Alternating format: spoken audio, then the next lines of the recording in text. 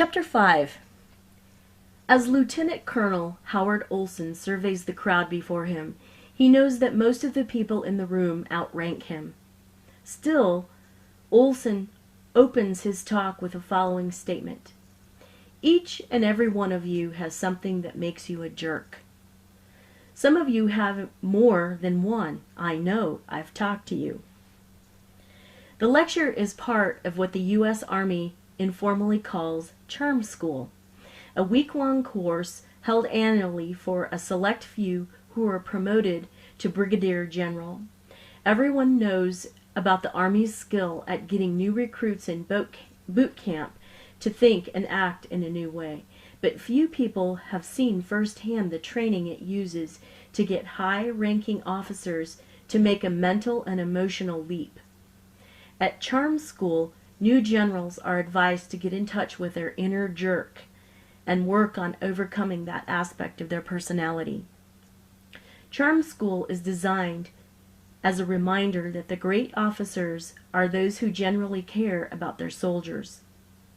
Other recurring themes during the training include avoiding even the appearance of ethical violations, leading with moral courage, and overcoming arrogance, the first deadly sin of the general officer.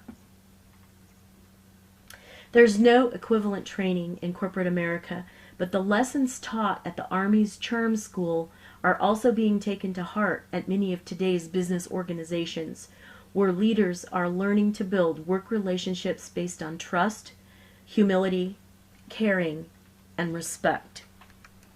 In this chapter, you're going to recognize how mental modules guide behavior in relationships, engage in independent thinking by staying mentally alert, thinking critically, and being mindful rather than mindless.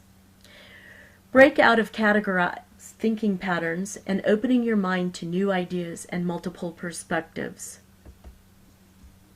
Beginning to apply systems thinking and personal mastery to your activities at school or work.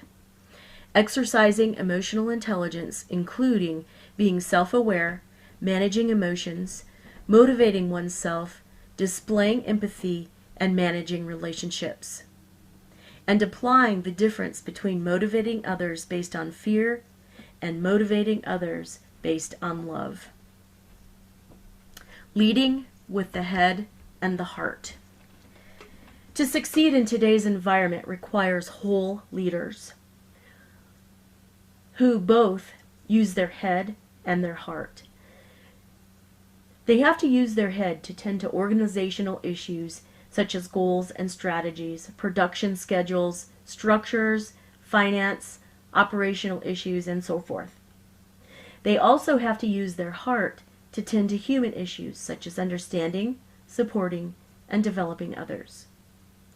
Current issues that require leaders to use both their head and their heart include how to give people a sense of meaning and purpose when major changes occur almost daily, how to make employees feel valued and respected in an age of massive layoffs and job uncertainty, and how to keep moral and motivation high in the face of corporate bankruptcies and disillusions, ethical scandals, and economic crisis. A mental model can be thought of as an internal picture that affects a leader's thoughts, actions, and relationships with others. Mental models are theories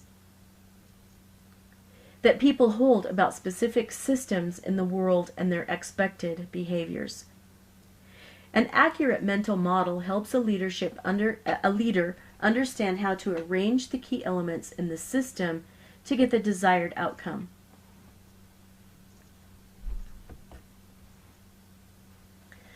Leaders at Google, as well as other organizations, create mental models aligned with organizational needs, goals, and values. A leader's assumptions shape his or her mental model, but leaders can examine their assumptions and shift or expand mental models when needed to keep their organizations healthy. Leaders have two very different sets of attitudes and assumptions about subordinates, called Theory X and Theory Y. and these assumptions affect leader behavior. A leader who assumes that people can't be trusted will act very differently in a situation than a leader who has the assumption that people are basically trustworthy. Leaders have assumptions about events, situations, and circumstances. Assumptions can be dangerous because people tend to accept assumptions as truth. The leader can question whether long-held assumptions fit the reality of the situation. Questioning assumptions can help leaders understand and shift their mental models. In a world of rapid and discontinuous change, the greatest factor determining the success of leaders and organizations may be the ability to change or expand one's mental models. Organizations are vulnerable when leaders stick with obsolete mental models in the face of new realities.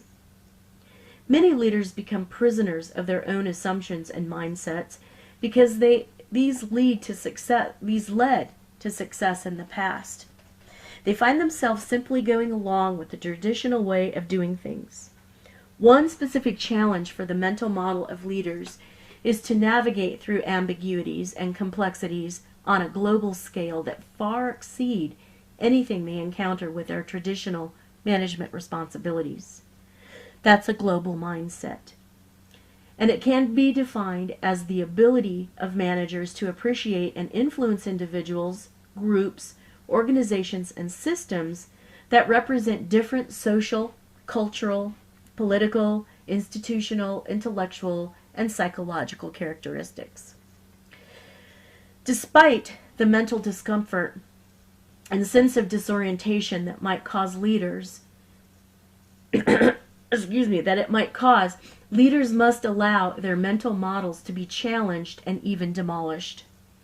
Becoming aware of assumptions and understanding how they influence emotions and actions is the first step toward being able to shift mental models and see the world in a new way.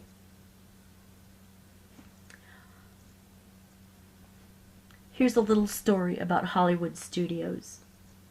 Hollywood films have long been quintessentially American products, and years ago audiences in Japan or Brazil or South Korea would faithfully go watch the movies that were written for and marked primarily to American audiences.